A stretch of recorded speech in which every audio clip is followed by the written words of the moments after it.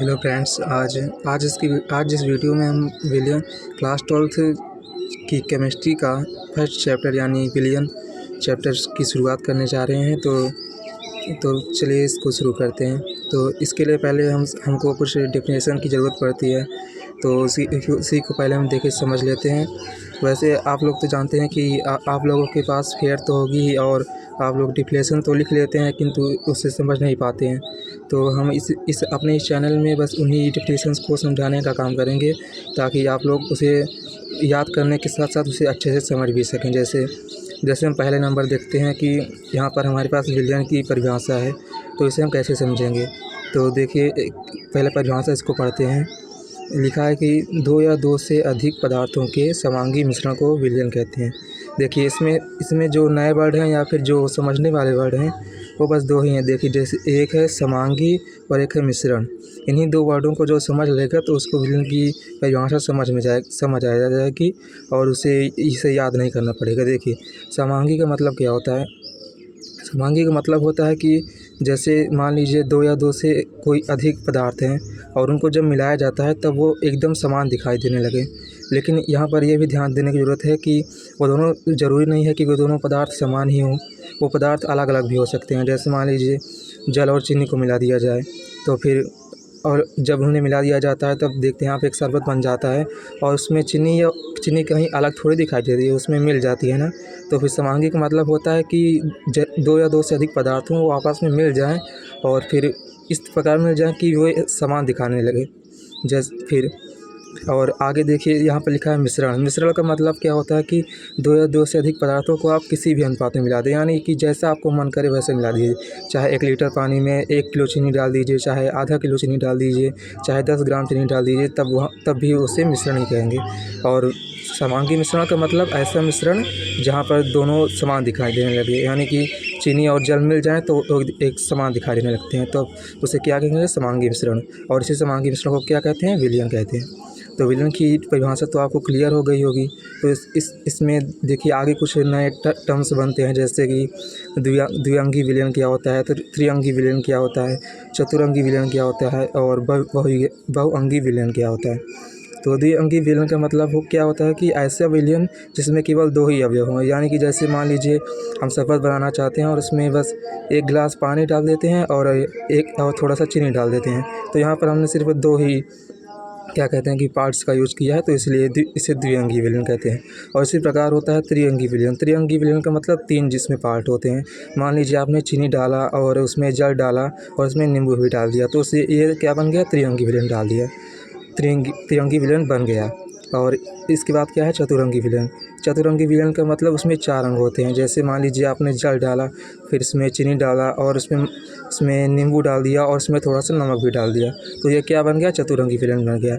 और इसी प्रकार क्या होता है, बहुअंगी विलयन। बहुअंगी का विलयन का मतलब, अब ये जो हम ये तीनों विलयन पढ़ चुके हैं, इससे ज़्यादा अगर कोई अवयव आ जाए तो उसको क्या कहेंगे, बहुअंगी विलयन कहेंगे। लेकिन आपको ये जानकर खुशी होगी कि हमको क्लास 12th में केवल द्विअंगी विलयन ही पढ़ना है। देखिए, जहाँ पर ऐसे लिखा हुआ है, इस अध्याय में हम केवल द्विअंगी विलयन को ही चर्चा करेंगे।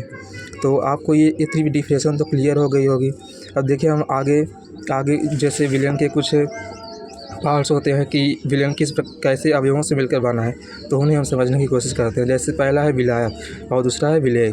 तो विलायक का मतलब क्या होता है कि ऐसा पदार्थ जिसमें जैसे हम किसी पदार्थ को घोल रहे हैं। मान लीजिए हम एक शरबत बनाना चाह रहे हैं जिसमें हम थोड़ा सा चीनी लेते हैं और एक जल लेते हैं।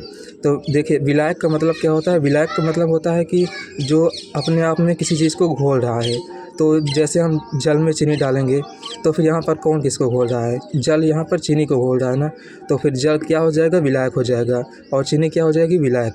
लेकिन हमें परिभाषा डिफिनेशन कैसे लिखना है इसका, इसको हमें ये इस तरह लिखना है कि जो पदार्थ अधिक मात्रा में होता है उसे विलायक कहते हैं, क्योंकि जो अधिक मात्रा में होगा तभी तो वह दूसरे को अपने आप में घोल लेगा। तो फिर यहाँ पर परिभाषा क्या बन जाएगी कि विलयन का वह अवयव जो अधिक मात्रा में उपस्थित होता है, यानी कि जो ज़्यादा होता है, और जिसकी भौतिक अवस्था विलयन की भौतिक अवस्था के समान होती है। आप इसको अभी स्किप कर सकते हैं, क्योंकि इसको हम आगे समझा देंगे तो आपको दिक्कत नहीं होगी। और विलय तो हमने आपको बता दिया कि जिसकी मात्रा कम होती है। जैसे आपने 1 लीटर पानी में 1 चम्मच चीनी डाल दिया, तो चीनी यहाँ पर विलय हो जाएगा क्योंकि चीनी कम है। और जल यहाँ पर विलायक हो जाएगा क्योंकि जल अधिक मात्रा में है। तो देखिए इसी का एग्जाम्पल भी दिया गया है। तो फिर इसके आगे हम थोड़ा सा आगे बढ़ते हैं। देखिए यहाँ पर एक एक्स्ट्रा पॉइंट भी दिया है, इसको समझने का कोशिश करते हैं कि सामान्यतः विलयन में विलय का क्वथनांक विलायक की अपेक्षा उच्च होता है। यानी कि जैसे हम जो भी विलयन बनाते हैं उसमें मान लीजिए हमने 100 विलयन बनाए तो उसमें से 90% विलयन ऐसे होंगे जहाँ पर विलय का क्वथनांक विलायक की अपेक्षा उच्च होगा। यानी कि जब हम उस विलयन को जब अधिक ताप पर गर्म करेंगे तो फिर जो उसमें विलायक जो होगा यानी जो जल होगा वो पहले क्या कहते हैं भाप बनकर उड़ जाएगा और जो विलय होगा उसी में बचा रहेगा। तो यहीं पर ये चीज़ लिखा गया है। और इसके बाद हम थोड़ा सा और आगे बढ़ते हैं। तो लिखा है विलयन के अभिलक्षण, यानी कि विलयन क्या क्या गुण रखता है, यानी कि विलयन में क्या क्या चीज़ कैसे होती है, उसी को हम आगे यहाँ पर देखते हैं। जैसे पहला नंबर लिखा है कि विलयन एकल प्रावस्था तंत्र होता है तथा इसमें केवल एक ही प्रावस्था होती है। देखिए यहाँ पर ये कितना कठिन तरीके से लिखा हुआ है, लेकिन हम आपको उसके एक आसानी तरीके से समझाते हैं। देखिए कि लिखा हुआ है कि विलयन एक एकल प्रावस्था तंत्र होता है, यानी कि इसमें केवल एक ही फेज दिखाई देती है। फेज का मतलब अवस्था। जैसे कि मान लीजिए आपने एक गिलास चीनी में आपने चीनी डाल, एक गिलास पानी में आपने चीनी डाल दिया, तो यहाँ पर जब आपको उसको मिलाएंगे तो फिर वो लास्ट में क्या दिखता है, एक शरबत की तरह दिखता है। और शरबत कैसा होता है, पानी की तरह होता है ना। तो पानी क्या होता है, उसमें केवल पानी की तरह ही दिखाई देता है ना। तो इसीलिए कहते हैं यहाँ पर कि एक ही प्रावस्था। प्रावस्था का मतलब एक ही स्थिति होती है या फिर एक ही फेज होती है, एक मतलब एक ही जैसा दिखाई देता है। और दूसरा नंबर क्या है, ये आपको इम्पोर्टेंट भी है, तो इसे आप अच्छे से समझ, इसमें कुछ समझने वाला है तो नहीं, इसे ये बस याद करने वाला ही है कि इसमें विलय के कणों का आकार कितना होता है, 10⁻⁷ से 10⁻⁸ सेंटीमीटर तक होता है। और इसे आप याद कर लेंगे तो आपके लिए अच्छा होगा। और थोड़ा सा हम आगे और बढ़ते हैं। देखिए तीसरा नंबर क्या है कि विलयन के प्रत्येक भाग का संगठन समान होता है। यानी कि जैसे आपने जल में चीनी डाल दिया तो फिर वो हर जगह मीठा लगता है ना। यानी कि वो ऐसा तो है नहीं कि आप नीचे वाला शरबत उठाएंगे तो वो आपको दूसरा तरह लगेगा और ऊपर वाला अलग तरीके से लगेगा। यानी कि वो पूरा कैसा लगता है, एक समान लगता है। और इसके बाद क्या है कि विलयन के गुणधर्म वास्तव में इसके अवयवों के गुणधर्म होते हैं। यानी कि जैसे आपने शरबत बनाया तो फिर आप जब उसको मिक्स करेंगे और उसको जब पिएंगे तो आपको मीठापन लगेगा ना। मीठा किसका गुण है, चीनी का गुण है। यानी कि चीनी अपना गुण उस विलयन में भी क्या कर रही रख रही है। और शरबत कैसा लगता है, पानी की तरह लगता है ना। अब यानी कि पानी भी अपना गुण उसमें क्या कर रहा है, रख रहा है। और इसके बाद क्या लिखा है कि विलयन के अवयवों को भौतिक विधियों द्वारा सरलता से पृथक नहीं किया जा सकता। यानी कि विलयन के अवयवों को हम आसानी से पृथक नहीं कर सकते। इन्हें अलग करने के लिए हमें क्या करना पड़ता है, रासायनिक विधियों का यूज़ करना पड़ता है। जैसे अगर हम मान लीजिए कि